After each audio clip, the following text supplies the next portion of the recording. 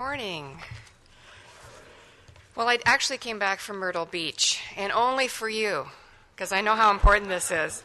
So good morning, and thank you for the invitation to be here. When I spoke last year at this event, I had only been the Minister of Natural Resources for 2 months, so I was a little green. And over the last year, I've developed a real appreciation and a respect for how my ministry and your organization work together. I've also noticed in your correspondence that you, over the last year, you frequently refer to me as your current Minister of Natural Resources. In fact, as the Minister of Natural Resources, I believe it is important to make serious efforts to stay current. So recently, staying current meant appointing a world-leading toxicologist to help lead an investigation into the use of the herbicide 2,4,5-T. It means finding new ways of working with our First Nations to make wise land use decisions for the far north that will help support the region's economy and the environment. And of course, it means partnering with groups like yours to support the protection and the recovery of species and their habitats. Partnerships with organizations like yours are an important component in creating the momentum that you and I both need to enhance and strengthen natural resources in Ontario. Every branch of government relies on partnerships and strong relationships to deliver legislation that makes our province successful.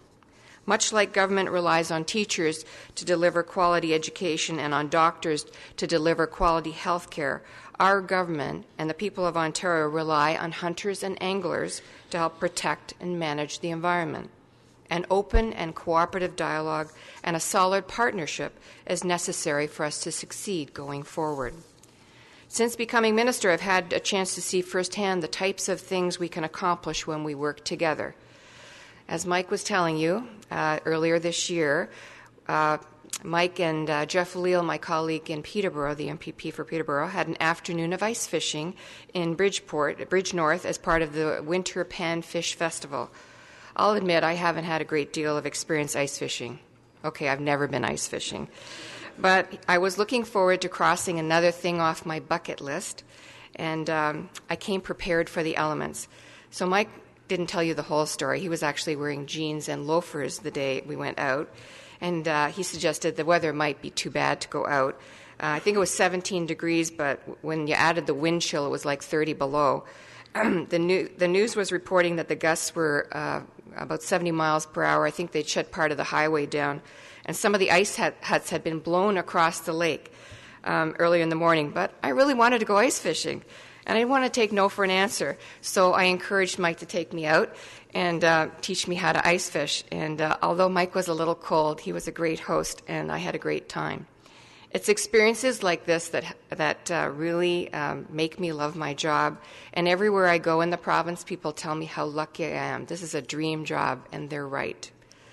In scanning your agenda today, I noticed that you're going to be using my staff to their full capability, and that you're interested in our science and research and resource management programs.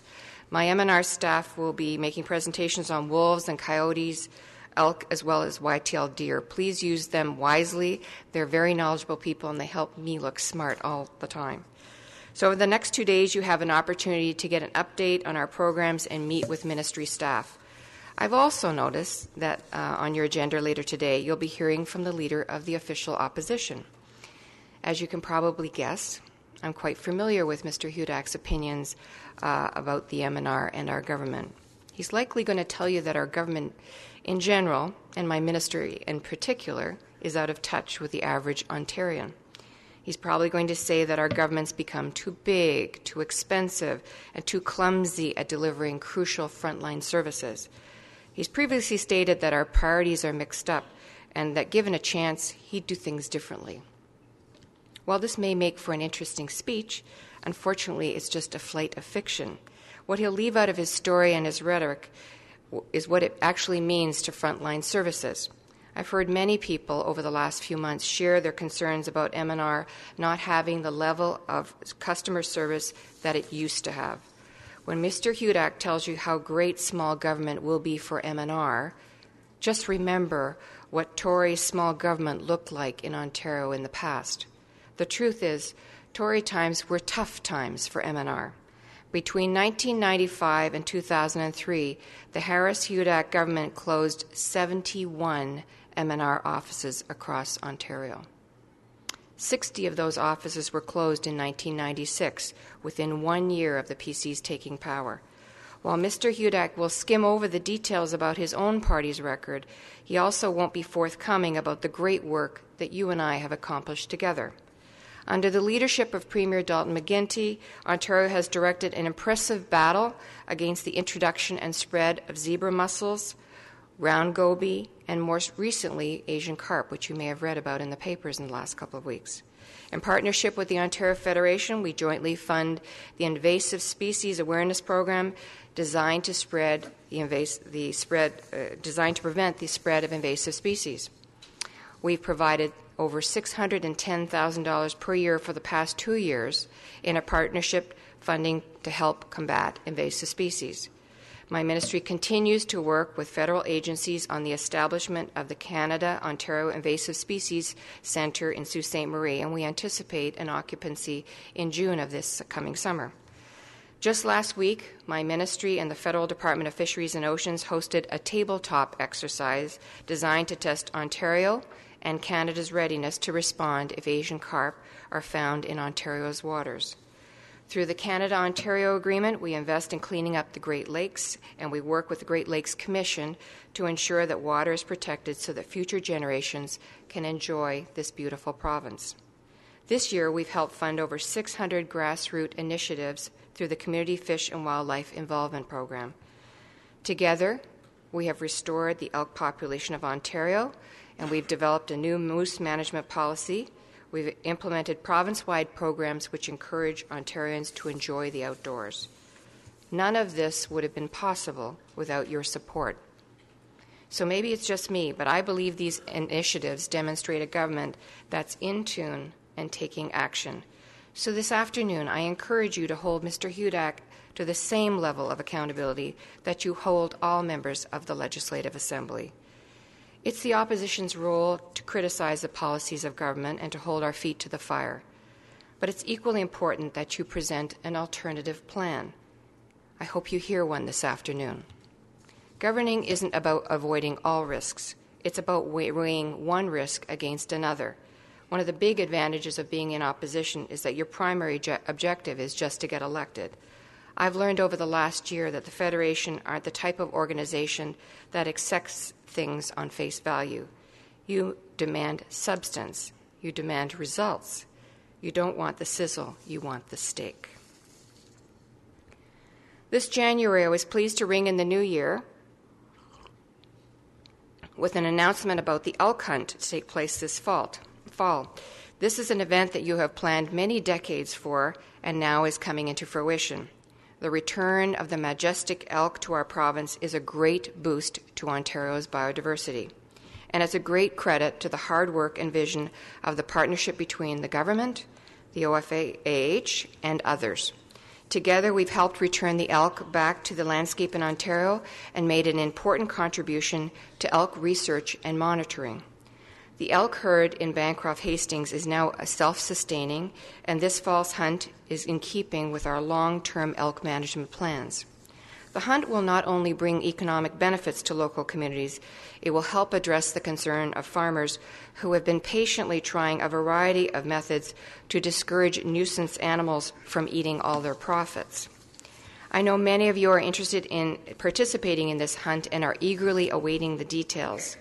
As we do with other big game, we will be holding a random draw process to determine who gets one of the limited numbers of seals and licenses to take part in the hunt. The tag numbers will be provided in the hunting regulations summary, which is due to be released later next month. The return of the elk hunt has been a long-standing priority of your organization. I'm happy to see the hard work and the vision of our partnership realized. I also want to take this opportunity to thank the Federation for your help in developing a new moose management policy for Ontario, the first time in 30 years that the policy has been updated. We got a lot of feedback and advice from hunters like you during the consultation about changing the rules for transferring the tags. Our government has listened and a new moose tag transfer policy is now in place. Hunters in a group will not be allowed to transfer their tags to a designated alternate 2 times in a row.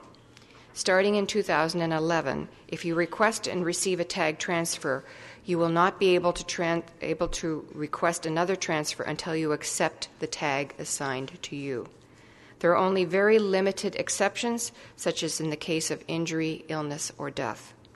We continue to review the moose tag and draw system, but we don't plan to move forward to re-engineer the draw until our license automation system is completed. We will be consulting with you further in developing new moose population objectives for the province and considering any changes to the harvest system. Over the last few months, some communities in Ontario have been experiencing serious problems with coyotes. This is clearly a cyclical problem, but when I read a story about coyotes attacking livestock, threatening pets, or even people, I am concerned. Just a few weeks ago, I attended the Ontario Good Roads Association and the Rural Ontario Municipal Association Conference, which was held in Toronto, where I had a chance to speak face-to-face with mayors and city councillors from across Ontario. I know nuisance coyotes are a problem, and I know a solution is a priority. Before I go any further, I want everyone in this room to know that Ontario is not looking at a province-wide cull or bounty to address this problem. Science over the last 100 years of history, I'll answer the question, in both Canada as well as the U.S., tells us that culls or bounties are an ineffective way to manage the coyote population. Ontario had a bounty from 1919 to 1972, and coyotes still expanded their range through this period. The fact is, there's no one silver bullet to address the coyote problem here in Ontario. In order to address this problem, we're going to need a multi-pronged approach. Based on the advice I received from the mayors and the councillors at the conference, I am currently looking at a variety of options around coyote management, and I will have more to say about this issue in the coming weeks. Over the last year, people across Ontario have drawn me aside to share with me their advice concerning how we manage wild turkeys. The OFAH has been ably delivering the wild turkey hunter education course since 1987, with over 107,000 hunters trained up until the end of last year. However, some hunters have told us that they find it challenging to attend the scheduled courses. In some cases, they have a conflict between the time of the course and their work commitments. Other hunters who want to get the training may live in remote locations or in the United States. I'm happy to say we've been able to find a way to resolve those concerns through online training. The bilingual training DVD we've produced will provide hunters and other interested individuals with a chance to cover the same course material at home. Successful completion of the course will still require a test administered by an MNR certified instructor, and we're making these courses more convenient by allowing an individual to take the test at home via webcam camera, which allows two-way communication with both voice and video over the internet. The DVD will be available through your head office. It will always also be promoted to the Ontario Out of Doors magazine as well as other venues. Over the last year, one priority that I've identified for my ministry going forward is educating and engaging newcomers in the experience and opportunities Ontario's natural resources have to offer. As I'm sure you're well aware, the face of Ontario and this province is changing. We continue to attract newcomers from a wide range of ethnic and cultural backgrounds. Canada's most recent census indicates that 1 in 5 of the country's total population was born outside of Canada, the highest proportion of foreign-born population in 75 years. I draw your attention to these statistics because they underscore one of the challenges that faces us both. It's a troubling trend that despite the fact the population of the province keeps growing, the number of anglers and hunters has hit a plateau. In some cases, the numbers are declining if you judge the number of resident fishing licenses we've sold since 2008. I am committed to working with you to reversing this trend, and I hope you'll join me in this effort. I'd like to see us work together to promote our province's rich outdoor heritage to a new, wider audience, many of whom have never gone fishing, hunting, or camping before. We want to make sure our newcomers are aware of outdoor activities that are such an important part of Ontario's history and culture. My family moved to Canada from Ireland in the early 60s, and I can tell you that growing up as a newcomer in Canada, our knowledge of what Ontario had to offer was woefully inadequate. It was a missed opportunity that could have helped our family assimilate faster. More importantly, we would have developed some wonderful memories had we known what we could have done in Ontario. The sheer size and variety of opportunities our province has can be daunting to anyone who may not have grown up with the great outdoors most of us take for granted. One of the ways we believe we can best assist newcomers is by providing easy-to-understand, practical information on how they can participate. In just a few weeks, we will be launching a new online application called Fish Online. We believe this innovative tool will help in the effort to engage our newcomers. Whether you're an individual new to Ontario or someone who's lived here your whole life, Fish Online will give anglers everything they need to go out there and fish. It'll provide information on 13,000 fishing lakes and what species you can catch when you get there. It'll give you links to maps that will get you from your place to the good fishing spots. It'll give you information on what MNR stocks and what fish are there, and more. We think Fish Online will appeal to both seasoned anglers and those who've always wanted to give it a try. This tool will give all those would-be anglers who share a love for the sport of fishing the local knowledge they need to be successful. That's not all we're doing to encourage more people to try angling and hunting. My ministry has long partnered with the Ontario Chinese Anglers Association to print sections of the fishing regulations in traditional Chinese. We promote Take Your Kid Fishing Booklet and appreciate your federation's work to make fishing gear available to new anglers through your Tackle Share program. Thank you for what you do in that regard. Through our annual Kids Fish Art Contest, which I will be attending and giving awards this afternoon, we're fostering great awareness of our proud fishing heritage in young people across the province. One of my ministry's most successful partnership efforts with you is Family Fishing Week and Weekend. These events give everyone, including newcomers, a chance to try fishing and experience Ontario's outdoors. I appreciate the work that you do to make the week and the weekend so successful. These are just some of the ways our government is working with your organization to create a more welcoming culture aimed at introducing more people to Ontario's outdoors. We all know why Ontario is renowned for having some of the best fishing, hunting, and outdoor recreation in the world.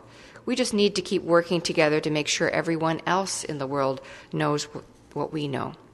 In order to achieve that goal, I believe it's imperative we work together to develop a collaborative, ongoing dialogue when we have differing views on resource management issues. At least once a day, I hear an interview or I read a letter to the editor from someone who has some pretty strong opinions about a particular resource issue. Frequently, that passion and that enthusiasm is as a result of some frustration with what they feel are unreasonable ministry policies. I'll be honest, sometimes it's hard not to take some of those attacks personally, but if you read some of those letters or commentaries, you'd believe that our ministry is consciously trying to obstruct or prevent all outdoor pursuits. Of course, nothing could be further from the truth. This government has articulated and demonstrated over the last 7 years a strong commitment to sustaining and protecting our natural resources. Our commitment includes working with you and others to promote our outdoor heritage and to increase sustainable fishing and hunting opportunities across this province. There are times when we focus on the perceived differences between our positions when in fact we have a lot in common. We have many shared priorities and goals, and most of the times we have reasoned and rational discussions with a view to how we can work together to achieve our shared goals. The future protection of our wildlife, our lakes, and our forests is dependent on the Ontario Federation of Anglers and Hunters and the Ministry of Natural Resources working together. While I'm impressed with what we've accomplished so far over the last few decades, there is more that we can do together. I'd like to continue to work with you to build on those achievements over the months and years ahead. Ontario is doing remarkable things when it comes to wildlife management and conservation, and these successes are due to our joint efforts. I'm proud of the things that we've done together, and I look forward to increased cooperation in the future. This way we can maximize the amount of good we can do for all Ontarians. But in order to do that, we need an open and honest relationship. Mike, I know that if we are ever again in the middle of a lake, ice fishing and freezing winds, you won't be afraid to admit you're cold. And we both know that when you have a problem with my ministry, you aren't shy about telling me so. Over the last year, while serving as the Minister of Natural Resources, I find that my perspective has changed. When I meet my staff across the province, I no longer see biologists or technicians. I feel the same way as I look around the room today. I don't just see anglers and hunters. I see many of you are hikers, you're campers, you're canoeists, climbers, bird watchers, landowners, community stewards, and volunteers. At heart, we're all conservationists, and we work best when we work together to bring more people into this tent. When we get new generations and new groups to appreciate the value of our natural resources, and when we help more Ontarians appreciate the direct benefits we enjoy from these resources. I cannot overemphasize how the success of these initiatives, whether ones we've worked in the past or ones we're going to work on in the futures, hinges on a cooperative partnership between us. Before closing, I would be remiss if I didn't publicly acknowledge the members of the Fish and Wildlife Heritage Commission who are here, I think I saw, with us today, and who have been instrumental in suggesting new ways to get more people into the tent. Could the Commission members please stand who are here today? Thank you. These individuals regularly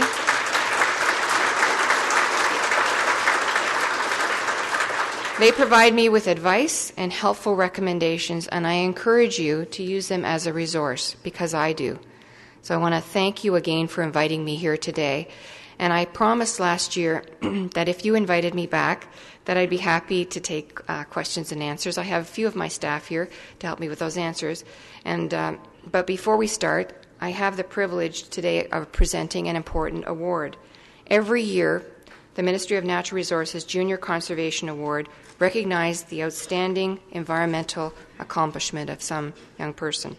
It's my great pleasure to announce that the winner of this year's award is the North Hastings High School Northern Outdoors Studies class. I should note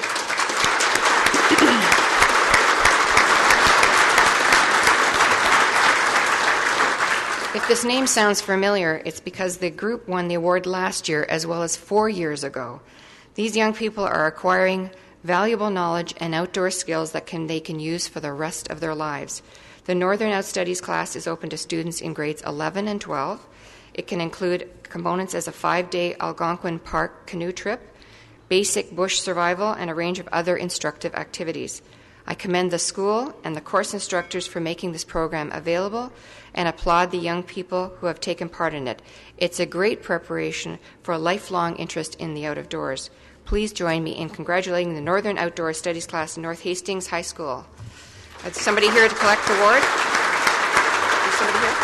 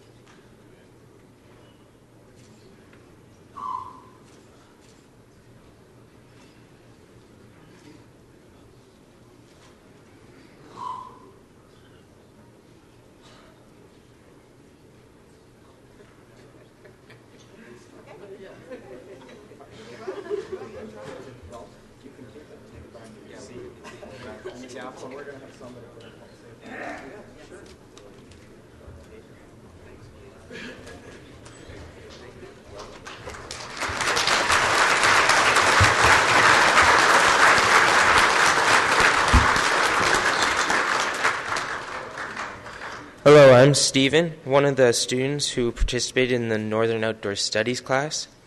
Thank you for awarding the Northern Outdoor Studies class with this award. I thank the MNR and the Ontario Federation of Anglers and Hunters on the behalf of the Northern Outdoor Studies. Thank you.